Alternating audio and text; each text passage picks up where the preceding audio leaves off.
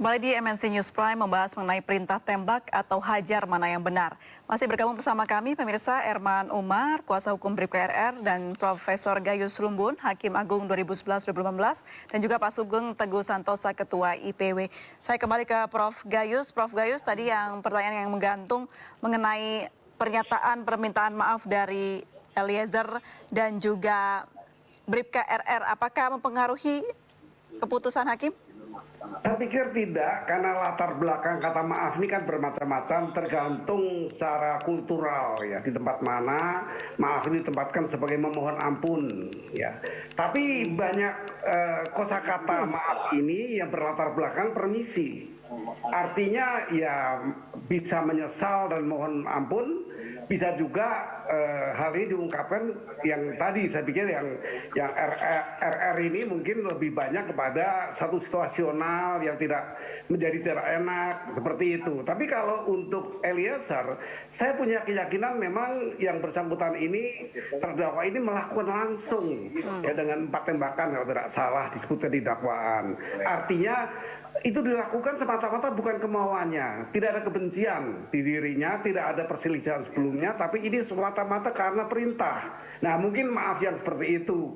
Kalau itu sebagai apa yang dipahami hakim, itu hakim perlu mendalami. Apakah betul pemaaf yang ada diatur di 4849 KUHP itu karena terpaksa, karena membela diri secara darurat, itu semua diatur dengan jelas dan hakim akan menempatkan itu dalam sikap hukumnya. Tetapi kalau untuk yang RR, saya pikir itu maafnya hanya maaf dalam arti yang berbeda. Tadi disebut juga, saya setuju. Artinya latar belakang maaf yang sifatnya excuse, bukan say sorry tapi excuse. Satu maaf yang bentuknya karena ya kalau boleh dikatakan juga basa-basi, ya itu bisa saja setiap orang mengalami mau lewat saja dia minta maaf. Melewati orang duduk kita minta maaf. Jadi tidak mempengaruhi ya Prof ya? Ya, itu hakim akan menilai dengan teliti. Oke, saya kembali ke Pak Sugeng. Pak Sugeng, apakah Baradae dan Bribka R ini akan terlindungi karena mereka hanya melakukan di bawah komando atau perintah atasannya saja? Dari sisi pertanggungjawaban pidana ya, untuk Barada RE tetap tidak bisa terhindar ya. Dia hanya akan diberikan posisi justice kolaborator itu untuk mendapatkan keringanan administratif nanti, misalnya remisi segala dan perlindungan ya, perlindungan fisik. Sama seperti Rizal ya, Ricky Rizal perannya sudah diuraikan, tetap juga menurut saya akan dimintakan pertanggungjawaban pidananya, tidak akan lepas ya, seperti itu. Begitu juga dengan Baradae ya, yang eksekusi? Iya, Baradae pasti. Kalau Baradae sudah saya sampaikan tadi, karena dia kan yang melakukan tindakan mengakibatkan matinya Yosua ya, bersama dengan Ferdi Sambo. Pembelaan atau eksepsi dari Ferdi Sambo mengatakan dia hanya mengatakan hajar bukan tembak. Itu argumentasi yang boleh disampaikan, tetapi nanti tugas jaksa untuk membuktikan apakah perkataan itu bisa diterima oleh majelis hakim, jaksa akan harus menjawab itu ya. Kalau dari Ricky Rizal tadi sudah ada kehendak memang dari awal tuh menembak seperti itu, dan juga dari dakwaan jaksa juga mengatakan woi tembak. Jaksa pasti harus mempertahankan dakwaannya itu dengan alat bukti, apakah saksi atau seperti apa ya. Baik. Saya kembali ke Pak Erman. Pak Erman, ini setelah persidangan kemarin sudah dijalani oleh Bribka RR, apa strategi selanjutnya untuk mempersiapkan eksepsi? Kapan kira-kira eksepsi akan dikeluarkan? Kemarin itu eksepsi sudah disepakati pada hari Kamis, Mbak. Sidangnya pada hari Kamis depan untuk pembacaan eksepsi. Sudah siap dari pihak kuasa hukum Bribka RR? Sedang dipersiapkan, Mbak. Mungkin insya Allah besok siap. Oke, Pak Erman, dari perjalanannya persidangan kemarin, apa yang ada catatan atau poin-poin yang kurang berkenan bagi kuasa hukum Barada maksudkan Bribka RR? Mungkin sebelumnya itu saya tidak memperhatikan karena ada jeda, kita tidak ngikutin perkembangan pembacaan dakwaan Sambo, kemudian dia langsung eksepsi.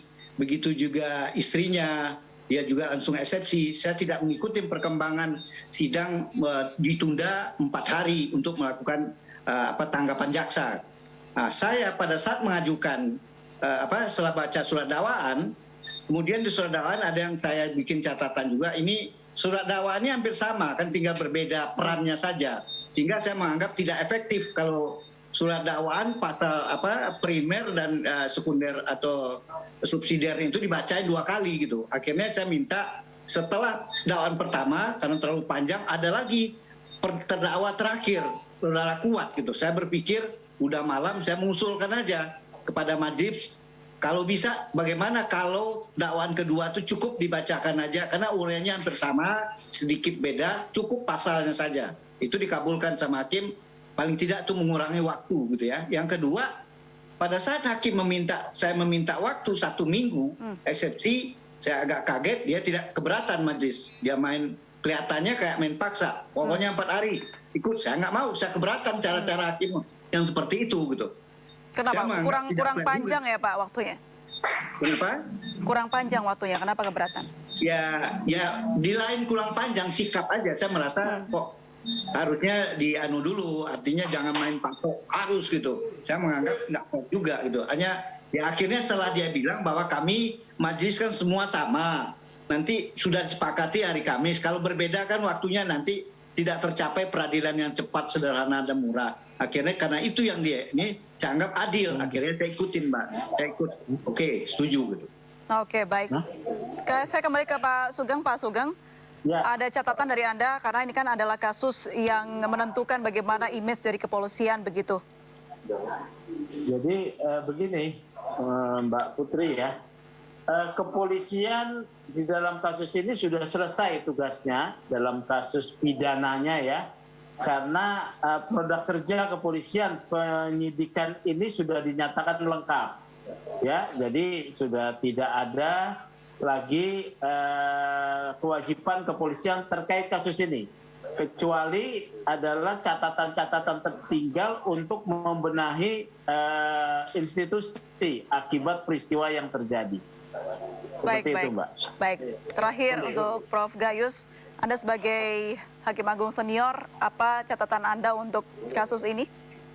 Terutama mengenai Eliezer ya, publik mengharapkan keadilan sosial ya, keadilan yang tumbuh di masyarakat, dan itu menjadi perhatian hakim juga ya.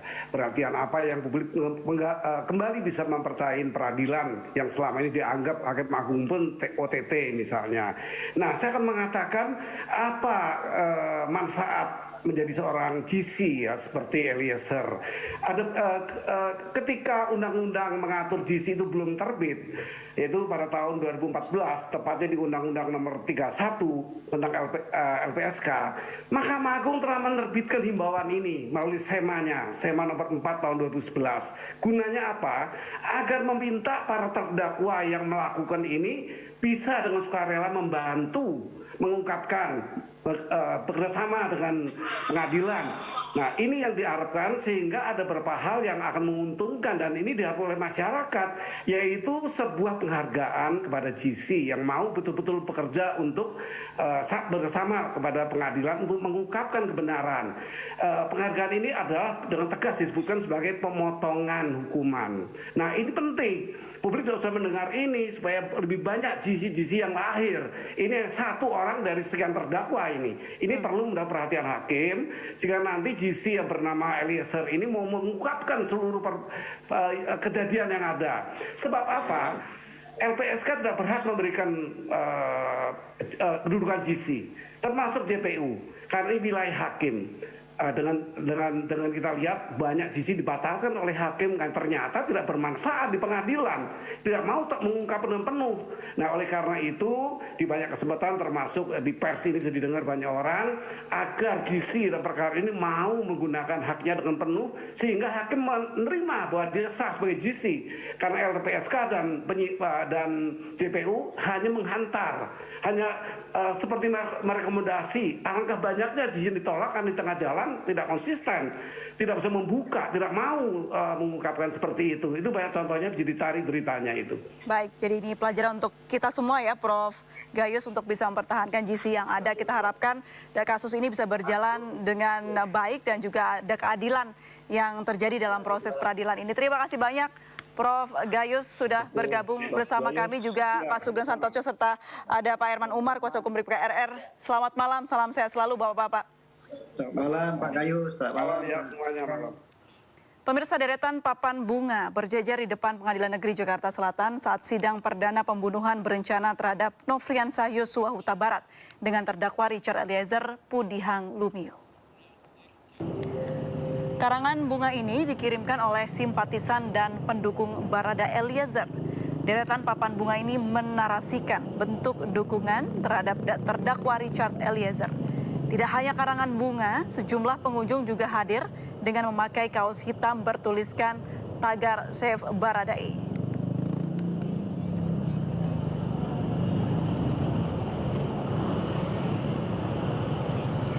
Kita jeda terlebih dahulu, tetaplah bersama kami di MNC News Prime.